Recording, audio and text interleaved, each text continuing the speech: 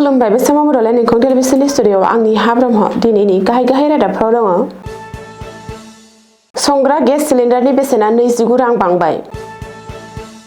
उन्दै गथ'साखौ जिनाहारि खालामनायनि दायाव 20 बोसोर जोबथेसालिनि साजा। थिंआव ड्राग्सजों लोगोसे फालांगिरिखौ खादों। बार्मिज सुपारिनि फालांगिखौ लाना मिज'रामनि मोन 9 जायगायाव सिग्रोमदों। सोरखारा 17 जुननि गेजेरावनो लांदां जानानै थानाय मासिफोरनि फोरमायथि बिदों। गौरीपुराव नकल सनाजों लोगोसे 3 हमजादों। हिमन्त बिश्व शर्माया दिथागिरि मन्थ्रिफोर थिसनबाय। दानिया फैदो आबुं रादाबाव।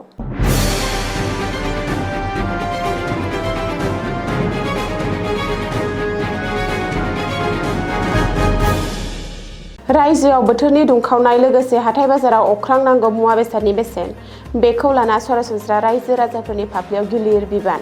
बेनि गेजेरावनो आरोबाव बांदों संग्रा गेसनि बेसेन। बे खेबाव न'आव बाहायग्रा संग्रा गेस सिलिन्डारनि बेसेना बांदों। न'आव बाहायग्रा गेस सिलिन्डारनि बेसेना दिनैनिफ्राय 29 रां बारायदों। दिनैनिफ्रायनो गोहोम गोग्लैनानै बांदों। थाव कम्पानिफोरा बारायनानै होदों संग्रा गेसनि बेसेन। 3 दाननि गेजेराव बेयो न'आव बाहायग्रा गेस सिलिन्डारनि नैथि बेसेन बारायनाय। हादोरारि कम्पानिफोरा फोसावनाय फोसावथाय बायदियै 14.2 केजि लिरथायनि न'आव बाहायग्रा गेस सिलिन्डारनि बेसेनखौ 29 रां बारायनाय जादों। 29 रां बारायनायनि उनाव दिनैनि सानाव न'आव बाहायग्रा संग्रा गेस सिलिन्डारनि बेसेना गुवाहाटीआव 991 रां जाबाय। सिगाङाव बेनि बेसेना 962 रांमोन। बबेखानि ओनसोलारि खाजोना आरो रोगानायनि खरसानि सायाव सोनारना रायजोनि गुबुन गुबुन जिल्ला आरो नोगोरारिफोराव बे बेसेना एसे गुबुन गुबुन जानो हागौ। गुबुन फारसेथिं दिनैनिफ्राय भारतनि राजथावनि गोदान दिल्लीआव नखरारि संग्रा गेस सिलिन्डारनि बेसेना 942 रां जाबाय। सिगाङाव दिल्लीआव नखरारि सिलिन्डारनि बेसेना 913 रांमोन। कामरुप जिल्ला पक्स' बिजिरसालिया सासे 11 बोसोर बैसोनि गथ'साखौ आथोनारि सोमोन्दो लाखिनायनि दायाव सासे सुबुंखौ 20 बोसोरनि गोख्रों जोबथेसालिनि साजा फोसावो आरो बेजों लोगोसे बिजिरसालिया दायनिगिरिनि सायाव 5,000 रांनि जुरिमाना फोनाङो। फारसेथिं फोसावनाय जुरिमानाखौ होआब्ला आरोबाव 2 दाननि थाखाय जोबथेसालियाव थानांबावगोन। दायनिगिरिखौ कामरुप जिल्लानि नगरबेरा पुलिस थानानि सिङाव थागिरि बिजय माल्लु उर्फे हृदय होननानै सिनायथिदों। रिपर्ट बायदिब्ला बे मुगैथाव जाथाया थांनाय 2023 मायथाइयाव जादोंमोन। केसनि फोरमायथि बायदियै बिजयआ 11 बोसोर बैसोनि गथ'सानो रां होना फुस्लायना एखुथा जायगायाव लाना थांनानै जिनाहारि खालामदोंमोन। बे जाथायनि उनाव भुगिनांनाय नखरनि सुबुंफोरा नगरबेरा पुलिस थानायाव FIR गथायो। गोलाव सम गोख्रों नायबिजिरनाय आरो आयेनारि बिजिरनायनि उनाव कामरुप जिल्ला पक्स' बिजिरसालिया दायनिगिरिनि सायाव जोबथा बिजिरनायखौ होयो। नगाव जिल्लानि सिङाव थानाय थिंनि पानबारि ओनसोलाव फेग्रा मुवानि हेंथायै सिग्रोमनायाव हर गेजेरनि समाव सासे फालांगिरिखौ पुलिसआ खायो। स्रोद सुलुंनिफ्राय खौरां मोननायनि उनाव आसिकुल इस्लाम मुंनि सासे ड्राग्स फालांगिरिखौ खानायनि उनाव बिनिफ्राय ड्राग्सजों बुंनाय गं 10 कन्टेनारखौ जब्द खालामनो हादोंमोन। रिपर्ट बायदिब्ला दायनिगिरिफोरा गोबाव समनिफ्रायनो थिं ओनसोलनि गोबां जायगाफोराव फेग्रा मुवाखौ जागायगासिनो दंमोन। बेखौ हमनो हानायनि उनाव ओनसोलनि मुलि रानग्रा लामाफोरखौ मावख'गिरिफ्रा फोजोबनायनि फारसे गोनांथार महरै नोजोर होयो। बे समाव आसिकुल इस्लामनि हेंथायै आयेनारि राहा लानो गोनांथार केस रेजिस्टार खालामनाय जाबाय आरो बिजिरसालियाव नुजाहैनायनि उनाव बिखौ जुडिशियेल कास्टडियाव दैथायहरनाय जायो। बेनि अनगायैबो बिबानगिरिफोरा नेटवर्कजों सोमोन्दो थानाय गुबुनफोरखौ नागिरनो थाखाय गावसोरनि नाजानायखौ गोख्रों खालामनायखौ नुनो मोन्दों। इनफर्समेन्ट डाइरेक्टरेटआ मिज'राम म्यानमार सिमाजों नांजाबनाय साम्फाइनि मोन 9 थावनिफोराव गोबां बिबांनि आयेन बेरेखा बरमा गय सुपारिनि सिखाव फालांगि खालामनायनि सायाव गोख्रों सिग्रोमनायनि हाबाफारि लादों। मावख'आरिफोरनि बायदिब्ला आयेन बेरेखा सिमा बारनाय नेटवर्कखौ बिथा खालामनानै बे सिग्रोमनायखौ फुंनिफ्रायनो लानाय जादों। EDआ नायबिजिरनायाव मिथिनो मोनो दि माखासे सुबुंफोरा आयेन बेरेखायै तिउ दैमाजों म्यानमाराव दिहुननाय मुवाफोरखौ भारतआव लाबोनानै जायगायारि गुदामफोराव दोनथुमफैदों आरो नकल E-वे बिल आरो नकल फोरमानलाइफोर बाहायना आयेन बादियै जायगायारि बाहायनाय महरै हादराव दैथायहरदों। बेनि अनगायैबो दायनिगिरिफोरा ओनसोलारि ट्राइबेल थामोनथाखौ गोख्रोङै बाहायना कास्टम बिबानगिरिफोरनि सिङाव गावसोरखौनो बिगोमा होननानै गनायथि होना पुलिसआ जब्द खालामनाय बेसादखौ उदां खालामफिननो थाखाय सोमोन्दो गैयै फोरमानलाइफोर बाहायदोंमोन होननानै बुंबावदों। आसाम सोरखारनि 2 लाख थिसनथायनि सायाव गेदेर खौरां। रायजोआव 2 लाख सोरखारि साख्रियाव थिसननायनि बिखान्थिया जागायनायनि लामायाव। सोरखारा गुबुन गुबुन बिफानाव लांदां जानानै थानाय मासिफोरनि आबुं फोरमायथिखौ सोमोन्दो गोनां बिफाननो गथायनो बिथोन होबाय।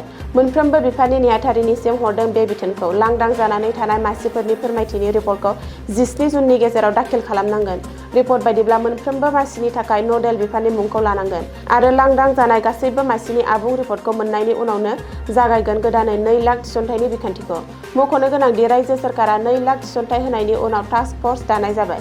रायजोनि चिफ सेक्रेटारिनि दैदेननायाव दानाय जादों टास्क फर्सखौ। बै टास्क फर्सनि बोसोन आरो सुबुरुन बायदियै थिसनथाइनि हाबाफारिया जागायगोन। मख'नो गोनांदि बारग'लांनाय आसाम बिधानसभा बिसायख'थिनि समाव गिबि मन्थ्रि डक्टर हिमन्त बिश्व शर्माया फैगौ 5 बोसोरनि गेजेराव आरोबाव 2 लाख लाइमोनफोरखौ थिसनथाइ होगोन होननानै फोसावदोंमोन आरो रादाय होदोंमोन। रायजोआव सोलिगासिनो दं नकल सनानि गोसोम फालांगि। सोरखार आरो पुलिस बिफाना गोख्रों राहा लासेयावनो ड्राग्स आरो निसागोनां मुवाजों समान समानै नकल सनानि फालांगियाबो सालायजागासिनो। बेनि गेजेरावनो गौरीपुराव गोबांथार बिबांनि नकल सना हमनो हादों। लोगोसे 3 नकल सना फालांगिरिखौबो हमदों पुलिसआ। रिपर्ट बायदिब्ला मोनसे स्रोत सुलुंखौ बिथा खालामनानै गौरीपुर पुलिसआ खुदिमारियाव अपारेसन खालामनानै 2.15 केजि नकल सनानि नावजों लोगोसे 3 स्मागलारखौ हमनो हायो। बबेखानि हमजानाय नकल सना स्मागलारफोरखौ लखिमपुरनि बङालिमारि माहिर उद्दिन, खुदिमारिनि जाहिरुल इस्लाम आरो फुलकाटारिनि फाइजाल हक होननानै सिनायथिनाय जादों। पुलिसआ बेनि सायाव बांसिनै मिथिनो थाखाय 3 नकल सना स्मागलारखौ जेरा खालामदों आरो बेनि सायाव नायबिजिरनो जागायदों। गिबि मन्थ्रि डक्टर हिमन्त बिश्व शर्माया गार्जेन मिनिस्टार एबा दिथागिरि मन्थ्रिफोरनि मुंखौ फोसावबाय। गिबि मन्थ्रिया गावनि मन्थ्रि सभानि गासैबो मन्थ्रिफोरनो दिथागिरि मन्थ्रिनि बिबानखौ राननानै होबाय। मख'नो गोनांदि नैथि खेबनि थाखाय आसामाव सोरखार दानाय गिबि मन्थ्रि डक्टर हिमन्त बिश्व शर्माया 5 जुनाव गावनि मन्थ्रि सभाखौ आबुङै फेहेरो आरो गोदानै सा 12 मन्थ्रिफोरखौ थिसननानै समायखिरा लाहोदों। नाथाय गिबि मन्थ्रि डक्टर हिमन्त बिश्व शर्माया गावनि मन्थ्रि सभानि सोद्रोमाफोरनो दासिमबो बिफान राननानै होनाय जाथ'वाखै।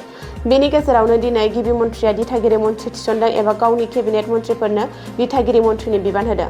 गिबि मन्थ्रिया ससियेल मिडियानि गेजेरजों फोसावनाय बायदिब्ला मन्थ्रि रामेश्वर तेलीखौ तिनसुकिया आरो जरहाट, अतुल बराखौ कामरुप मेट्र' आरो धेमाजि, चरण बर'खौ क'क्राझार, बाक्सा आरो चिरां, अजन्ता नायकखौ मरिगाव आरो कामरुप जिल्ला दिथागिरि मन्थ्रि महरै थिसनो। बेबायदिनो अश्विनी राय सरकारखौ बङाइगाव आरो बरपेटा, अशोक सिंघालनो दरं आरो धुबुरी, बिमल बरानो शिबसागर आरो चराइदेव, बिश्वजित दैमारिनो नलबारि आरो सनितपुर, जयन्त मल्ल बरुवानो तामुलपुर आरो गवालपारा, कौशिक रायनो श्रीभूमि आरो हाइलाकान्दि, केशव महन्तनो साउथ सालमारा, मानकासार आरो नर्थ लखिमपुर, कृष्णेन्दु पालखौ डिमा हासाव आरो काछार, नीलिमा देवीखौ बजालि आरो अदालगुरि, पीयूष हाजरिकाखौ नगाव, हजाइ, कार्बि आंलं आरो सोनाब कार्बि आंलं, डक्टर रनज पेगुखौ बिश्वनाथ आरो गलाघाट, सुशान्त बरग'हाइखौ माजुलि आरो डिब्रुगड़ जिल्लानि दिथागिरि महरै थिसनबाय गिबि मन्थ्रि डक्टर हिमन्त बिश्व शर्माया।